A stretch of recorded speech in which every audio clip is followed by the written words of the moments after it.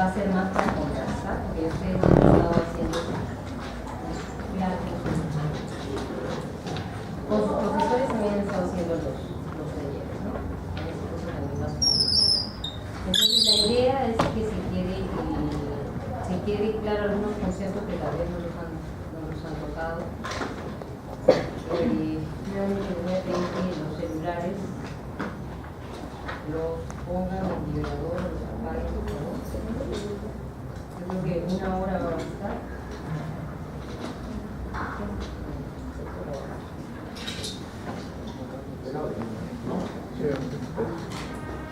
Celulares apagados, ¿sí?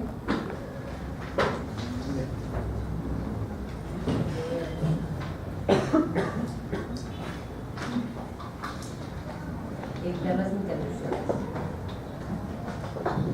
Muy bien, entonces, como les digo, nos concentramos. Entonces, ese es un tema, es interesante. Las vasculitis son patologías en las que se va a producir, ¿qué cosa? Inflamación. ¿De qué? Vasculitis viene de vaso, va a ser inflamación de los vasos sanguíneos, y lo que nosotros vamos a ver básicamente es las manifestaciones de los órganos que van a ser afectados, y esto va a depender del tamaño del vaso afectado, ¿no? En todo eso va a girar este grupo de vasculitis. Entonces no se olviden, ¿no? Es simple, vasculitis, inflamación del vaso, y la manifestación clínica va a depender del vaso afectado, o sea, ya sea pequeño, mediano o grande. Entonces, este es un algoritmo de la Agencia Europea de Medicina que utiliza los criterios antiguos del año 90, básicamente es útil para estudios epidemiológicos, ¿no? Ahora, la última reclasificación de las vasculitis es del año 2012, la anterior era del año, si no me equivoco, del año 2004. Entonces, es mediante un consenso llamado Chapel-Hill. Entonces, acuérdense que tenemos vasculitis de grandes vasos, ¿no? Entre las cuales están la arteritis de Takayasu y la arteritis de células gigantes. Las vasculitis de medianos vasos, las principales, la PAN o poliarteritis nodosa o panarteritis nodosa también, el Kawasaki, las vasculitis de vasos pequeños por inmunocomplejos, dentro de las cuales están las vasculitis crioglobulinémicas, las vasculitis IgA, antes conocidas como la púrpura de Henoch-Schönlein, ¿no? Ahora el nombre actual es la vasculitis por IgA. La vasculitis urticarial hipocomplementémica, que es la vasculitis anti-C1Q, y la enfermedad de antimembrana basal glomerular. Tenemos dentro de los vasos que vendrían a ser los vasos pequeños, las vasculitis ANCA asociadas. Antes había una clasificación que se llamaba vasculitis ANCA positivo, vasculitis ANCA negativo, ¿no? Entonces ahora llamamos la vasculitis de vaso pequeño ANCA asociada, que es la poliangiitis microscópica, antes llamado granulomatosis de Wegener, ahora es granulomatosis con poliangiitis. El antes conocido Chur-Strauss es la poliangiitis con granulomatosis eosinofílica. Muy bien. Esto es lo mismo que les había mencionado: vasos grandes, vasos medianos, vasos pequeños. Hay los de vaso variable, vasculitis de vaso variable, dentro de los cuales están la enfermedad de Behçet, el síndrome de Kogan, las vasculitis de órgano único, entre los que están las angiitis leucocitoplásticas cutáneas sola, las arteritis cutánea, las vasculitis del sistema nervioso central primarias, todas estas son más raras, las aortitis aisladas, las vasculitis asociadas con enfermedades sistémicas, antes conocidas como vasculitis secundaria, ¿no? A una enfermedad sistémica, quiere decir una vasculitis por lupus, una vasculitis por artritis reumatoide o vasculitis reumatoide, una vasculitis por sarcoidosis, por ejemplo, y otras, ¿no? O otras vasculitis asociadas con una etiología probable, por ejemplo, aquellas que hacen vasculitis crioglobulinémica por los virus C, por los virus de hepatitis C, las vasculitis que se asocian a hepatitis B, las que se asocian a la otitis por la sífilis, las vasculitis por complejos inmunes asociados a drogas, aquellas vasculitis que se asocian a ANCA pero asociadas a algunos medicamentos, y vasculitis asociadas a cáncer, ¿no? Entonces, antes, todo lo que vendría a ser de acá serían las vasculitis primarias, de acá a acá. Y de acá a acá serían las vasculitis secundarias, ¿no? Ya sea una enfermedad autoinmune asociada o ya sea producida por algún virus, por alguna infección, o ya sea producido por algún medicamento o sea producido por algún cáncer, ¿sí? Entonces, nuevamente recalcándoles que las vasculitis al final son una manifestación de varios síndromes. Los síndromes que van a hacer nos van a producir, tenemos que descartar, y por su rareza, no son enfermedades muy frecuentes, son enfermedades raras, y por su rareza primero vamos a tener que descartar que esas no sean asociadas a infecciones, como les había mencionado.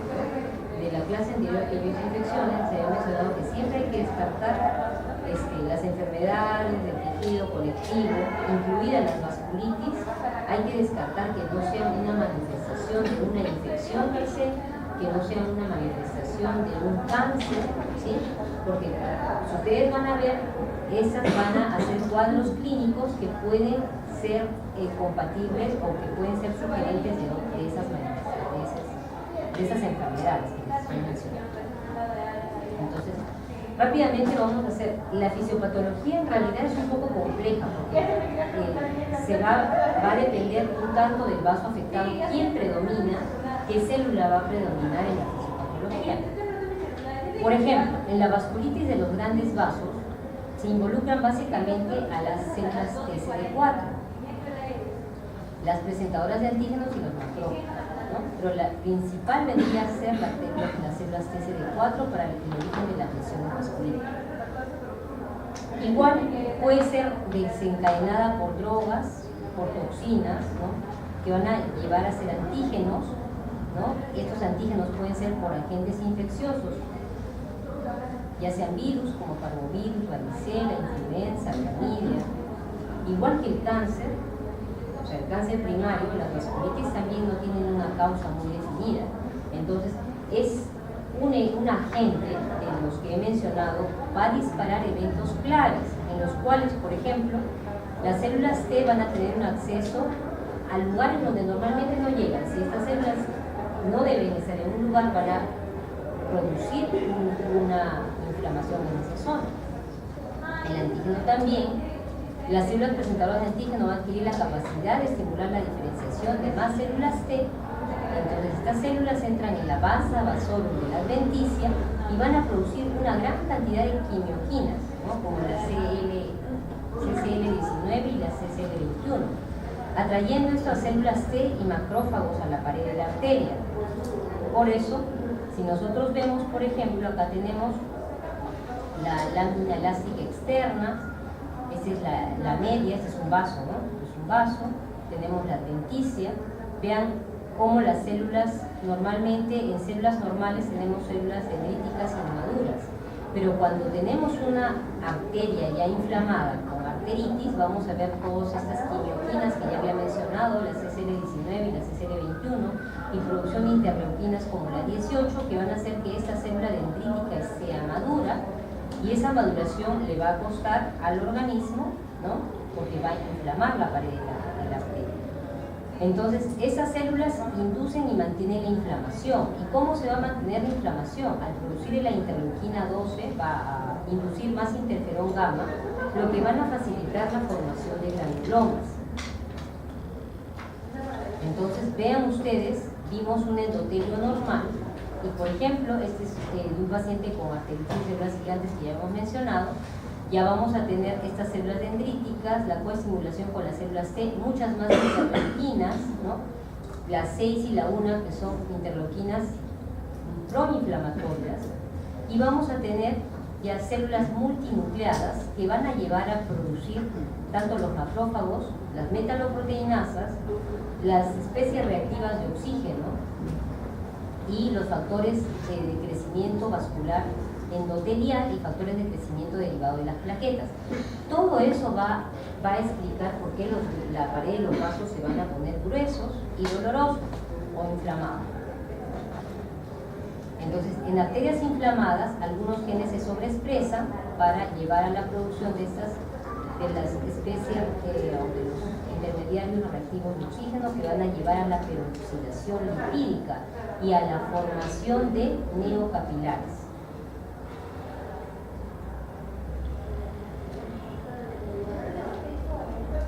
Entonces, el mecanismo de daño tisular en la arteritis de células gigantes va a ver que hay una hiperplasia de la íntima, una expansión de la íntima, ¿no?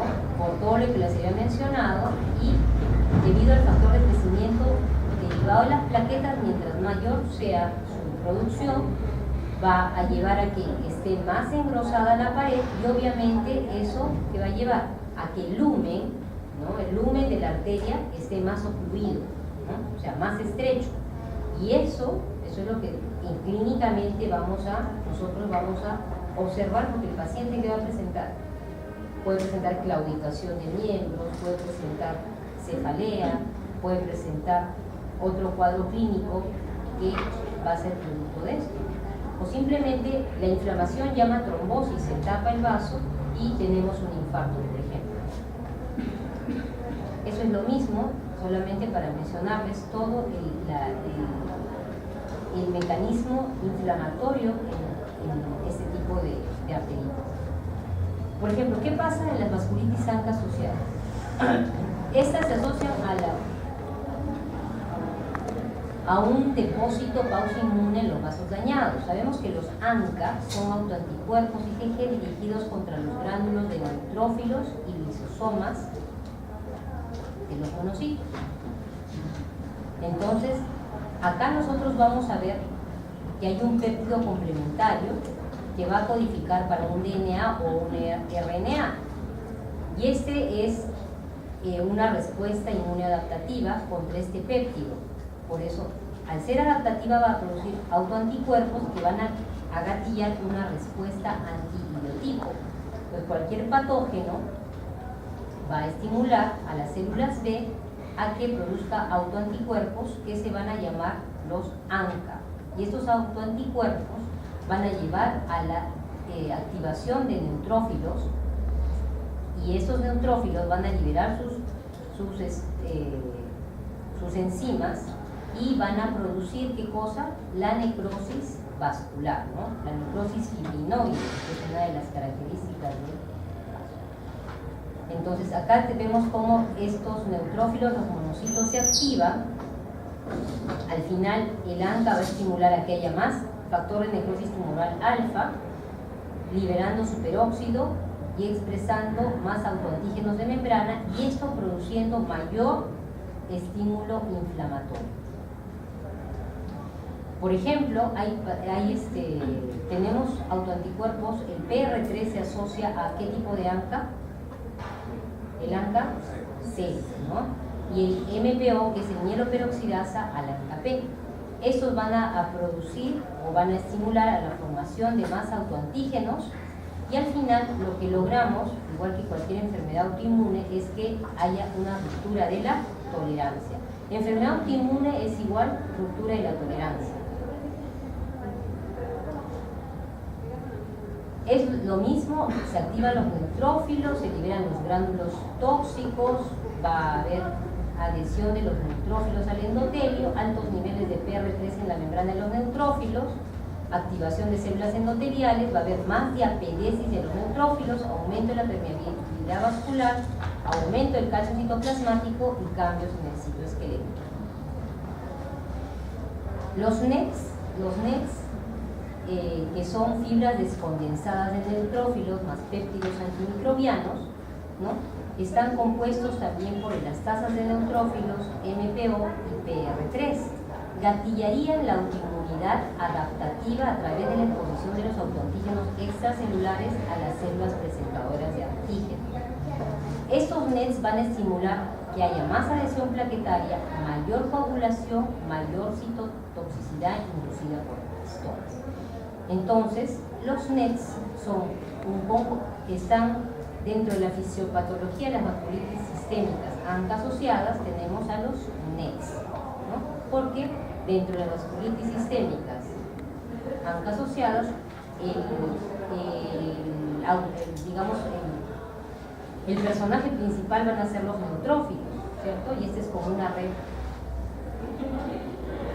ellos, ¿no? Eso vendría a ser la red que la llamamos netosis, ¿no?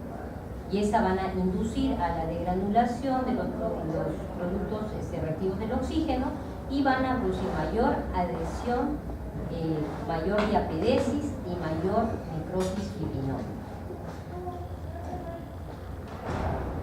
Entonces, las células B también van a incrementarse y van a producir, ustedes saben que las células B van a producir más interleuquina 10, ¿no? La interleuquina 10 es antiinflamatoria.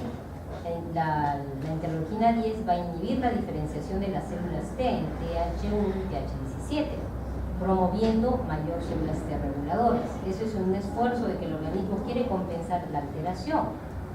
Se ha visto que el CD5 B regulador se relaciona con actividad de la enfermedad.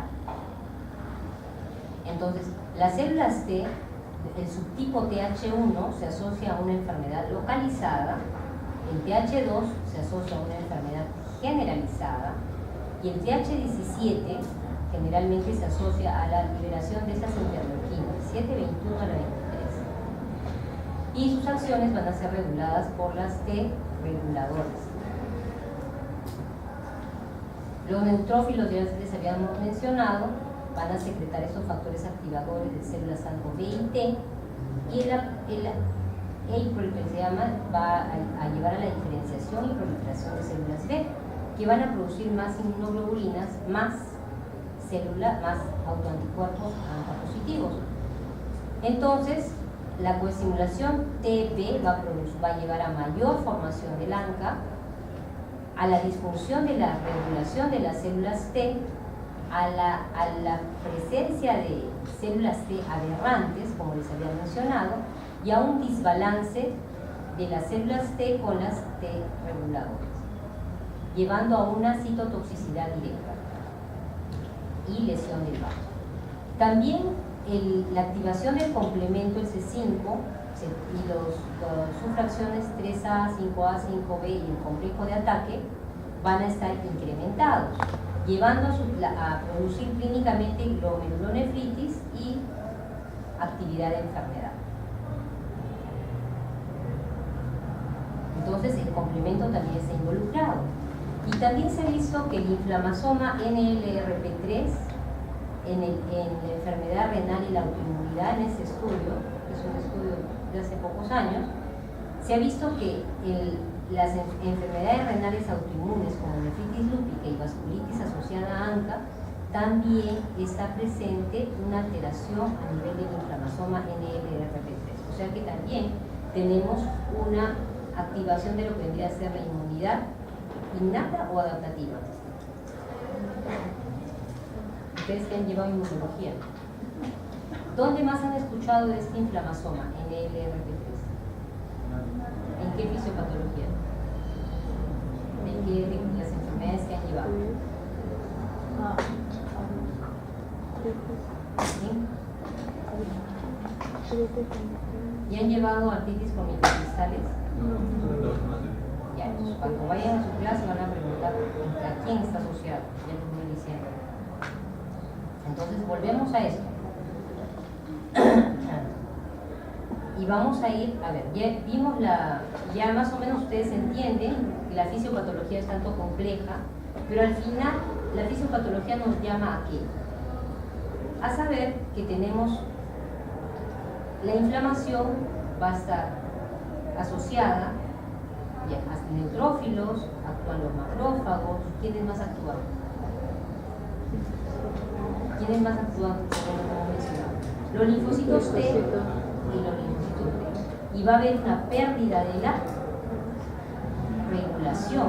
Como hay una pérdida de la regulación, hay una pérdida de la tolerancia. y vamos a ver las manifestaciones clínicas.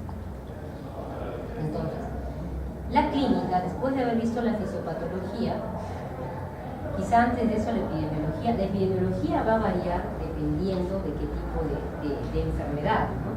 Y por ejemplo, para mencionarles nada más, arteritis en las gigantes, arteritis de Takayasu, se ven generalmente más frecuentemente en zonas de Europa. En nuestro medio es poco frecuente. Takayasu, por ejemplo, Takayasu, la frecuencia en Asia es alta, a diferencia de la nuestra. Entonces, cada vasculitis, de acuerdo a su epidemiología, va a ser diferente. Entonces, sabiendo nosotros de dónde viene el paciente, recalco que ustedes, haciendo una buena historia clínica de su paciente, van a poder tener los datos precisos. Ya, eso sería con la epidemiología, que es variable. En relación a la clínica, como les había mencionado, la clínica va a depender del tipo y del tamaño del vaso comprometido y nos van a dar múltiples síndromes de acuerdo a lo que la vasculitis va a afectar. Un síndrome de malestar general, por ejemplo, se ha visto de que muchos pacientes, los pacientes que hacen el antes llamado la arteritis de Takayasu que les estaba mencionando, por ejemplo, hay una fase preclínica. Una fase preclínica que puede durar 10 años, inclusive antes de que el paciente presente síntomas ya sistémicos mayores. Entonces, ¿qué pasa? Que el paciente tiene solo una sintomatología de malestar general, ocasionalmente tiene fiebre, a veces se asocia que puede haber sido algo viral, y a los 10 años nosotros tenemos, recién hace manifestaciones mayores. Síndrome febril, ¿no? La mayoría de los pacientes hacen cuadros de síndrome febril. Alcánzame la lista. La lista de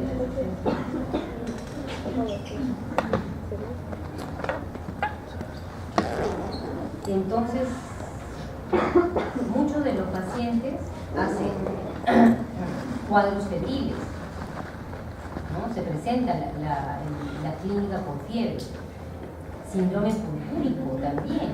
Acordémonos, han visto ustedes de lo que han estado viendo actualmente,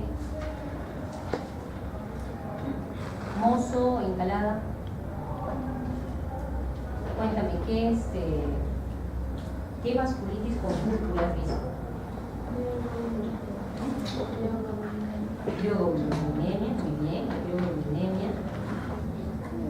Rodríguez. ¿Qué otra vasculitis con púrpura? ¿Hemos visto? A ver, un voluntario.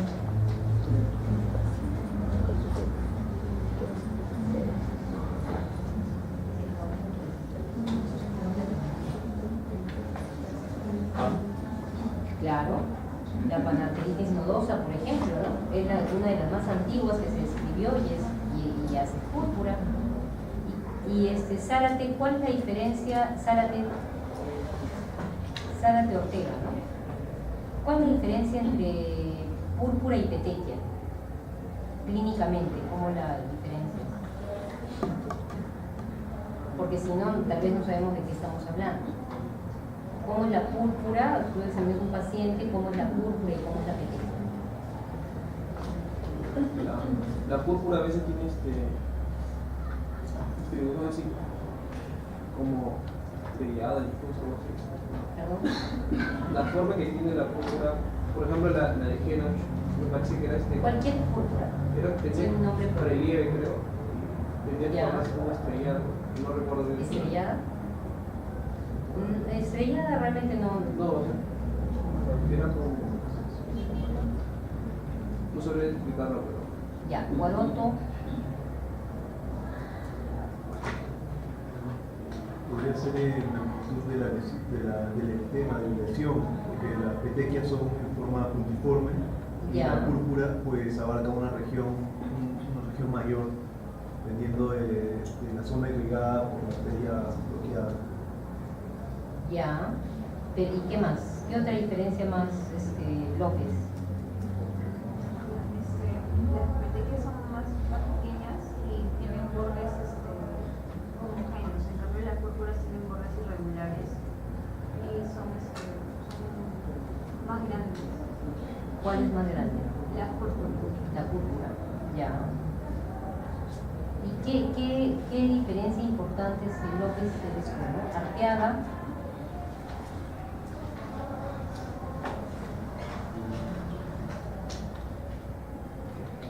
¿Cómo veías? Tito, las púrpuras son palpables y las petequias no. Ese es algo importante, ¿ya? Independientemente de que puede ser de que la púrpura tenga bordes un poco más irregulares, pero generalmente la púrpura se palpa, creo que es lo que quería decir su compañero, son más elevadas. O sea, la púrpura se ve y se palpa. O sea, si yo veo a mi paciente y yo lo veo un poco así de perfil, voy a ver la elevación, ¿no? O sea, no solo lo voy a palpar y lo voy a ver. Y en algunos casos, en muchos casos también son dolorosas, ¿ya? Que esa es una característica también que es importante. Entonces, esos son los síndromes purpúricos, ¿no? También puede haber síndrome pulmón-riñón, ¿ya? ¿A qué me refiero con síndrome pulmón-riñón? Mateo Lozano. Mateo.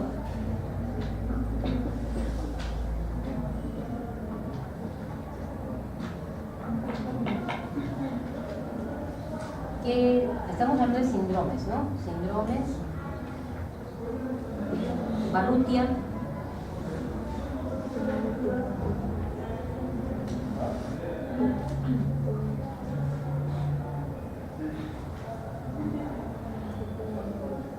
Barrutia. A ver, alguien que nos ayude.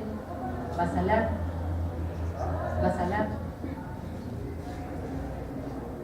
Se van a ver comprometidos tanto el pulmón como el riñón. Muy bien. El riñón puede hacer una hemorragia ¿Ok? y el pulmón Una hemorragia alveolar, ¿no? Muy bien.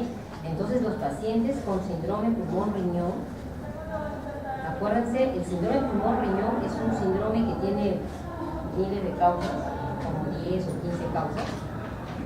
Entonces, el síndrome pulmón-riñón se caracteriza, como el compañero ha mencionado, pulmón, una afección al pulmón. Cuando se afecta el pulmón por la vasculitis, cuando es severa, ¿cómo será la manifestación? Habrá tos, ¿qué más habrá? Hemoptisis, ¿no? Está sangrando. Va a haber tos, va a haber hemoptisis, va a haber disnea. Esos pacientes con un síndrome pulmón-riñón van a ir de frente a la UCI. Ningún paciente a la unidad de cuidados intensivos. Ningún paciente con un síndrome pulmón-riñón va a estar en una cama de hospitalización en general. Entonces, al afectar, esas son las manifestaciones. Y el riñón, y obviamente en la placa que vamos a ver un pulmón blanco de la hemorragia que hay. Y cuando se le da tratamiento, ese pulmón blanco va a mejorar. Ahora, el riñón, como su compañero ha mencionado, va a haber la glomerulonefritis. ¿Y cuál es la manifestación clínica de la glomerulonefritis? ¿Cómo yo clínicamente puedo decir ese paciente puede estar teniendo un riñón?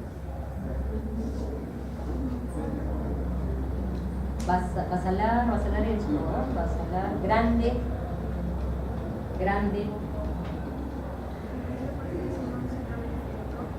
¿Ya? ¿Qué características tiene el síndrome nefrítico?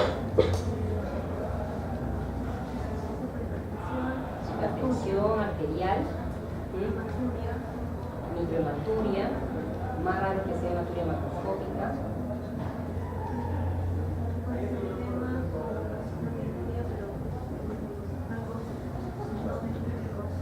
No nefróticos. Muy bien. Entonces, eso, ¿no? O sea, ese es lo que vendríamos a desglosar ahí, un síndrome nefrítico también, ¿no? Generalmente un síndrome nefrítico. Como su compañera viene a decir, hipertensión, microhematuria y algo más que le faltó. ¿Qué más? Proteinuria en rango no nefrótico. ¿Y qué más? Breña. Dale. Breña. ¿Qué más? Algo importantísimo. El edema ya nos dijo. Sulichaki.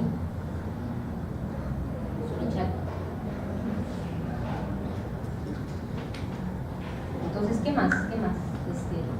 Y algo muy importante, ¿por qué creen que el paciente entra a la UCI? Porque hace un incremento, o sea, una falla renal. Al haber falla renal, ¿qué vamos a tener? Retención nitrogenada, ¿cierto? Y retención nitrogenada, ¿con qué lo evaluamos? Con la creatinina y con la urea. O sea, es un paciente grave, ¿no? Este es un paciente grave. Ahora, ¿y cuáles son aquellas patologías, ya hablando de nombre propio, de las vasculitis que hacen un síndrome pulmón-riñón?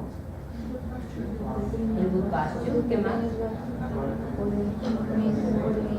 Poliangiitis microscópica, ¿qué más? Granulomatosis de Becker también puede hacer eso, ¿ya? Y en algunos casos un poco más raros también Church-Strauss podría dar, ¿ya? Y otras que ahorita no. Muy bien, entonces, ahora, podemos tener síndrome doloroso abdominal. El síndrome doloroso abdominal se puede presentar con dolor abdominal lancinante, puede también reducir, ¿qué más? Dolor abdominal lancinante, puede tener, obviamente, con náuseas, vómitos, hiporexia, ¿no? Que son manifestaciones generales. Y esto por, ¿qué tendremos acá? Por una vasculitis. ¿A qué nivel? ¿Qué nos estaría afectando? ¿Por qué tendría a nivel intestinal? Y a nivel intestinal, ¿cuál es la arteria que se compromete? La mesentérica. Entonces, una vasculitis mesentérica, ¿no? Una vasculitis mesentérica. Y esa vasculitis, ¿y quién afecta la arteria mesentérica? ¿Es una arteria de pequeño calibre, de mediano calibre o de gran calibre? Es de mediano calibre. Entonces, ¿en qué tipo de vasculitis podríamos ver esa patología, ese problema? La panarteritis nodosa, por ejemplo, ¿cierto? O sea, la cabeza, la panarteritis nodosa. O también, ojo, no se olviden ahora de las vasculitis secundarias. En pacientes con lupus también podemos tener ese tipo de cuadro, una vasculitis mesentérica. Síndrome de compromiso en la línea media. ¿A qué me refiero?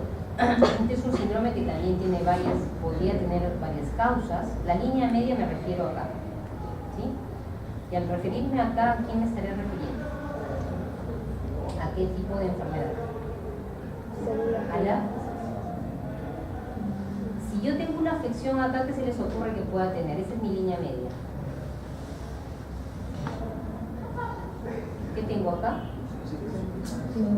Acá están los senos paranasales. Entonces, mi paciente, ese es mi síndrome de compromiso en la línea media.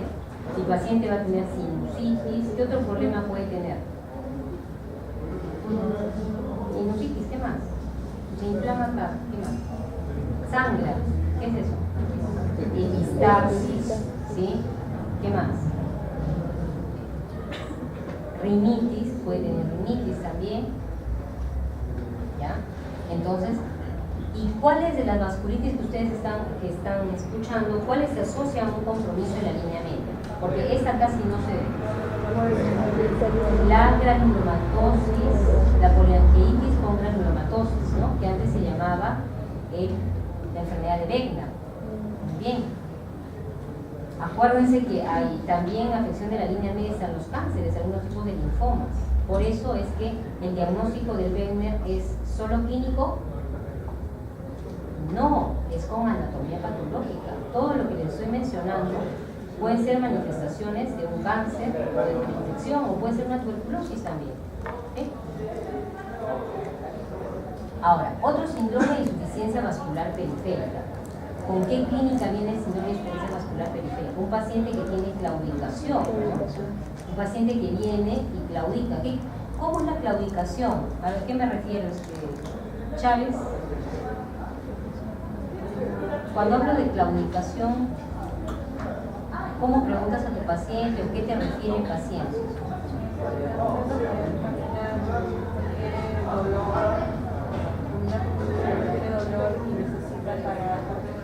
Muy bien, o sea, si el paciente camina, pero tiene dolor no articular, ojo, es importante que ustedes diferencien uno el dolor articular, la artralgia, ¿no? Que es algo inespecífico, con el dolor por la claudicación, ¿no? El paciente camina, pero ya no puede caminar, o sea, siente una sensación de pesadez, de cansancio y tiene que descansar, ¿no? O sea, por eso se dice claudicación. Igual cuando las personas, por ejemplo, están haciendo muchas cosas, elevando las cosas, y también sienten que tienen una pesadez, generalmente sin dolor. Entonces, ¿qué criterio es para qué tipo de vasculitis? La claudicación de miembros superiores e inferiores. Arteritis de Takayasu, de grandes vasos, es de grandes vasos, arteritis de Takayasu. ¿Ya? Entonces, ¿y esta paciente qué será? ¿Un paciente joven, un paciente adulto mayor? ¿Qué rango de edad será esta paciente? ¿Mayores de cuánto? ¿Sí? ¿Mayores de 50? ¿Quién a ver? Vamos a echarle. Romero. ¿Sabes Romero o Takayasu? Ajá. Personas jóvenes. Personas jóvenes, menores de 20. Menores de 20 tampoco, pero generalmente de 40, ¿sí? De 40. Obviamente yo les había mencionado que el Takayasu lo diagnosticamos tardíamente, o sea, porque presenta muchos síntomas generales, es de la etapa crónica que puede durar hasta 10 años, ¿no? Entonces es importantísimo, después ya cuando hablemos un poquito, ya les voy a comentar, es importantísimo que hagamos una buena anamnesis, un buen examen clínico, y al examinar, siempre examinemos comparativamente. Es importante cuando ustedes hagan el examen, algunos examinan como si fueran expertos en el asunto y ponen, por ejemplo, una historia que leí el otro día, examen de pulsos, todos bien, así nada más. Entonces, cuando uno hace el examen de pulsos, ¿sí? Que es una cosa seria, el examen de pulsos tiene que hacer un examen de pulsos de todas las arterias que nosotros que tenemos expuestas, y tienen que ser comparativos, ¿no? Porque nos interesa qué cosa, que sea simétrico, ¿sí? Inclusive la presión, cuando nosotros vemos que hay algo está alterado, hablando por ejemplo de los pacientes con Takayasu, uno de los criterios también es la diferencia de pulsos y la diferencia de presiones, ¿no? Entonces, generalmente esos pacientes estamos en la obligación, si yo sospecho, de tomarle ya de aquí para toda su vida la presión arterial en cuanto a extremidades. Solo les pongo ejemplo a una paciente que nosotros recibimos con Takayasu gestante. Esa paciente tenía todo su cartilla de embarazo, de control de la gestación, la tenía completa de compresiones. ¿Ustedes creen que nosotros encontramos presiones? No se encontramos la presión. Quiere decir que la persona que le tomó esas presiones rellenó eso por rellenar, ¿no? Y no puso atención de que eso podría ser una enfermedad de una mujer joven. Entonces, mucho cuidado. Ese es un ejemplo que les pongo porque eso es algo importantísimo. La vida de los pacientes va a estar en nuestras manos y nosotros tenemos que pensar siempre que ese paciente puede ser tu hermana, tu mamá, y cómo quieres tratar y cómo vas a diagnosticar. Por eso es que tienen que ser un semiólogo. Muy bien, entonces, y un síndrome coronario agudo. Igual, el paciente viene con infarto. Se infarta el corazón, viene con dolor torácico. Ya saben ustedes que una manifestación o un síndrome, un equivalente anginoso viene a ser también el dolor mandibular o el dolor irradiado al brazo. Puede ser un dolor también a nivel intenso, un dolor tipo pulsante a nivel del epigastrio. Entonces, mucho cuidado. Síndrome coronario agudo puede ser por vasculitis también, ¿ya? Entonces, hay muchos síndromes, tal vez que acá me falta. ¿Alguien que quiera contribuir? Por ejemplo, el síndrome mucocutáneo también. Un síndrome mucocutáneo que está asociado a una vasculitis en la que hay úlceras dolorosas en sus mucosas oral, en todo el lado que haya mucosas orales, vaginales, qué sé yo. ¿Cómo se llama esa patología? La enfermedad de Behçet, que es catalogada como una vasculitis, está dentro del grupo de ¿qué? De vaso variable, ¿no? Muy bien, entonces, acá lo que les había mencionado, ¿no? Es lo mismo que ya habíamos visto.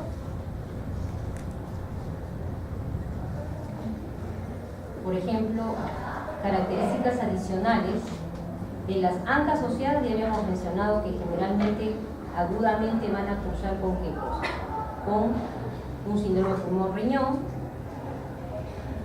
El Wegener va a tener generalmente compromiso también de la línea media.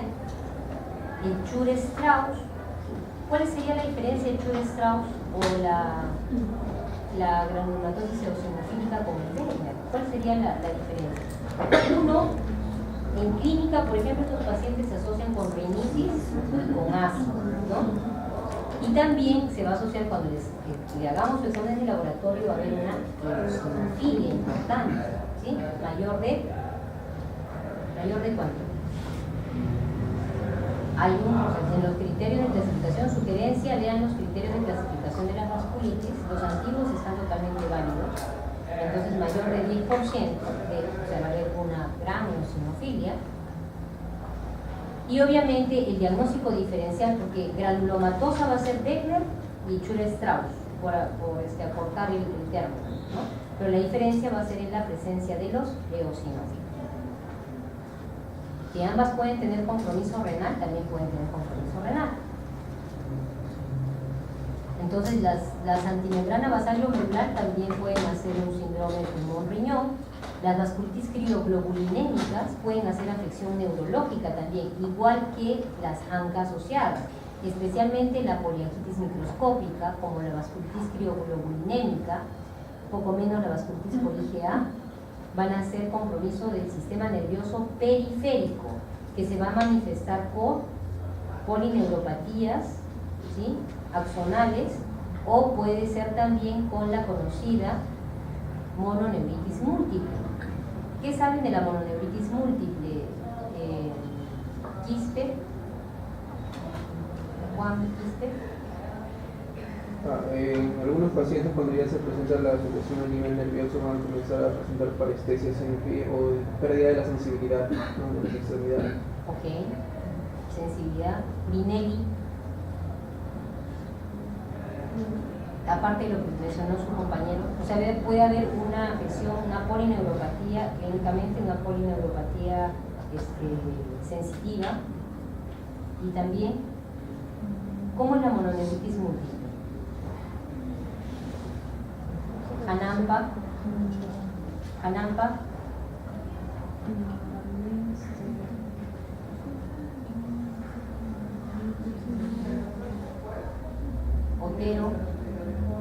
Otero,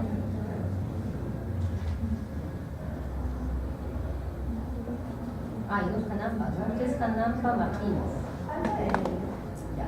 Otero, Hanampa Almora. ¿Cómo es la mononeuritis múltiple? Ahí me faltó, por ejemplo, el síndrome de compromiso nervioso periférico, ¿sí? Desde el periférico central, la manifestación también. A ver, ¿quién nos ayuda?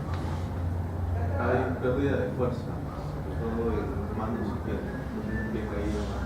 Muy bien, o sea, el paciente va a venir con eso. Esa es la clínica de la mononeuritis múltiple. Quiere decir que el paciente de un momento a otro pierde la fuerza y se le cayó en las manos. Empieza a hacer que le cae una mano, después se le cae la otra mano y al caer solamente los pies ya no puede caminar. O sea, el paciente va a venir postrado, ¿sí? Obviamente van a ver, el paciente va a tener púrpura, sacondisnea, ¿no? Eso generalmente se ve en las poliangitis microscópicas. Muy bien, eso entonces un síndrome más que estamos viendo es de la mononeuritis múltiple. Y la afección, más que parestesias, tenemos Porque la afección clínica va a ser que hay una disminución de la sensibilidad, ¿sí? Puede ser como hipoestesia o hiperestesia, o inclusive puede ser disestesia, ¿no? Puede haber hipoestesia en guantes, se llama, o en calcetines. Muy bien, Genoscheuble, ya saben ustedes la característica clínica, ¿no? Que generalmente púrpura, puede haber también dolor abdominal, puede haber otra presentación también compromiso renal, que es un poco más raro, igual que la hipocomplementémica, y el Behçet, que ya les había mencionado, la manifestación del Behçet. Ojo que el Behçet puede también tener compromiso mayor, compromiso de vasos. Estos pacientes pueden hacer enfermedad, infarto cerebral, o puede hacer compromisos aneurismáticos cuando se comprometen arterias coronarias. El síndrome de Cogan es una vasculitis que afecta al oído. Entonces el paciente nos va a presentar también, a diferencia de las otras, va a venir con hipoacusia o sordera, ¿no? Pues va a ser súbita. La vasculitis, las de órgano simple, como la vasculitis leucocitoclástica cutánea, solamente vamos a ver unas lesiones tipo purpúricas, que a la biopsia va a ser leucocitoclástica. Igual, la vasculitis del sistema nervioso central primaria, esta es rarísima, pero también se puede presentar. Su cuadro, cefalea, pueden tener también compromiso del sistema nervioso central como EBC, aortitis aislada, ¿no? Caracterizado por dolor torácico, y la vasculitis asociada con otras enfermedades como la vasculitis por lupus, por ejemplo, ¿no? Ya sea la vasculitis por lupus puede ser una vasculitis a nivel de piel, o vasculitis a nivel del sistema nervioso central, o la vasculitis reumatoide, que también se presenta y afecta a los pequeños vasos, que puede producir también lo mismo. Puede ser igual puede producir un síndrome de mononeuritis múltiple, o puede producir lesiones de úlceras necróticas por vasculitis. Y estas otras asociadas a los virus de hepatitis, como la crioglobulinémica, también va a ser asociada a púrpuras, va a ser asociada a polineuropatías, va a ser asociada a compromiso periférico. La de hepatitis B, también igual que esta, y estas asociadas a algunos complejos inmunes también, o las asociadas a cáncer. Estas todavía algunos médicos les mencionan como las pseudovasculitis, ¿no? Pseudovasculitis. Por ejemplo, pacientes que tienen un cáncer pero desarrollan una vasculitis secundaria al mismo cáncer que están presentando. Entonces, ya hemos visto que la clínica va a depender del tamaño del vaso, de la afección, del lugar de afección del vaso, y es importante el hemograma. En el hemograma, ¿qué vamos a ver? ¿Qué vamos a encontrar en el hemograma? Por ejemplo, el lupus, ¿qué encuentra? En el hemograma, estamos en el hemograma. Quesada. ¿Qué veremos en el hemograma? ¿De qué nos ayudará un hemograma? Voy a hacer mi plan de trabajo ahora, voy a empezar por laboratorio. Trombocitopenia. Trombocitopenia. Quesada. ¿En qué? Lupus. El lupus. Ya, en lupus, ok. ¿Y qué más infante en lupus? Estamos haciendo un paréntesis, ¿ya? Lupus. En lupus, ¿qué más vemos?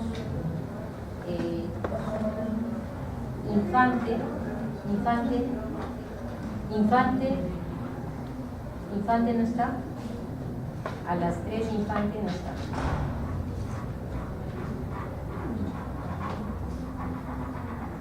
Ya, ok. Tito si estaba por ahí. Roncal. Sí, dime, ¿qué más vemos en el hemograma de un paciente con lupus?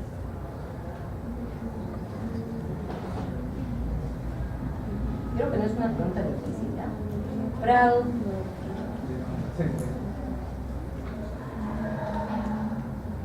¿Han visto pacientes con lupus? ¿Dónde está rotando usted? De la menara. En la menara.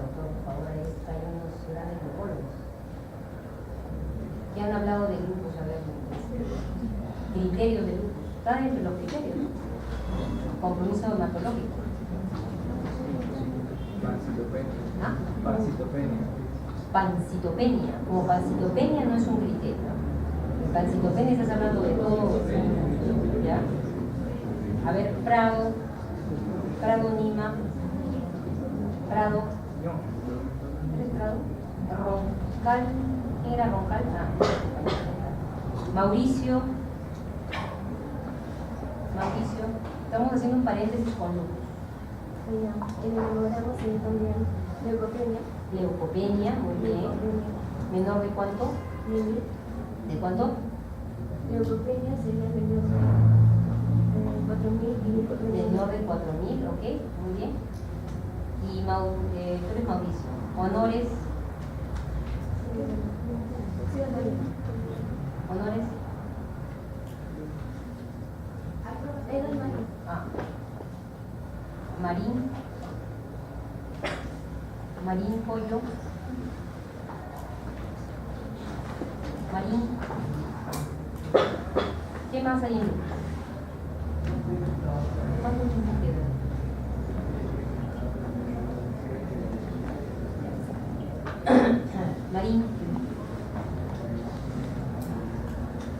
Marín Pollo. Ya, ¿algo que agregar? Casani, quinto. Casani.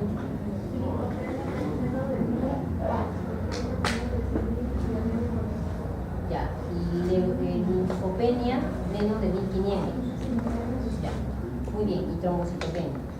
Entonces, ¿y en vasculitis qué habrá?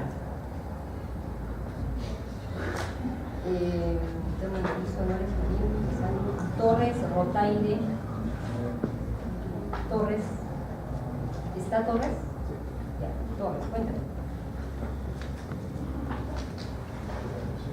Estamos hablando de vasculitis primaria, ¿no? No asociada a lupus. ¿Sí? Torres, Cruz, Alberto.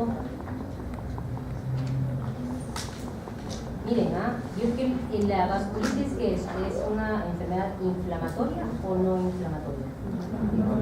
Es inflamatoria, ¿no? Por ahí nada más. Cruz, Zárate, Alberto, Cruz. A ver, Cruz. Andrés Cruzado. Andrés.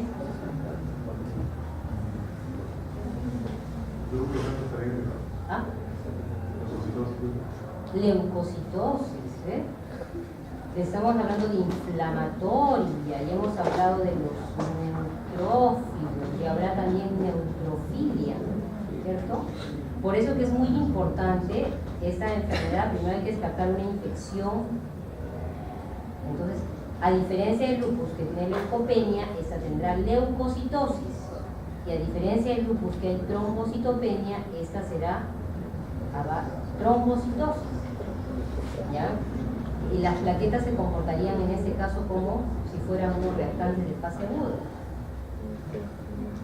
Muy bien, entonces eso es en relación al hemograma. Y si fuera, ya les había mencionado, si los eosinófilos estarían altos, Gómez, Carrasco, Gómez está, Gómez a la una.